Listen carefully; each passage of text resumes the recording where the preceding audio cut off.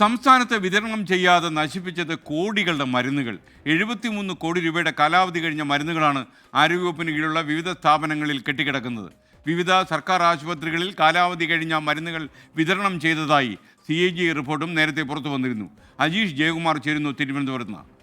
അജീഷ്, ഈ മരുന്നൊക്കെ ഇങ്ങനെ നശിപ്പിച്ച് കളയുന്ന അത്ര ശരിയല്ലല്ലോ.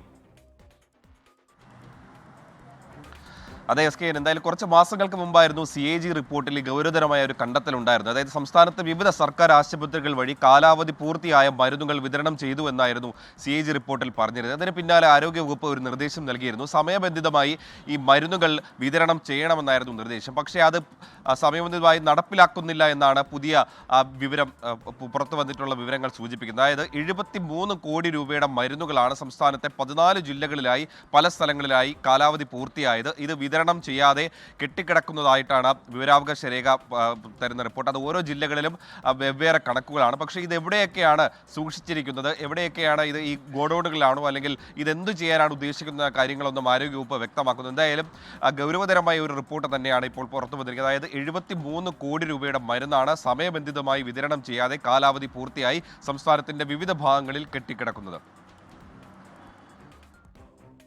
Okay, thank you Ajeesh Jayakumar.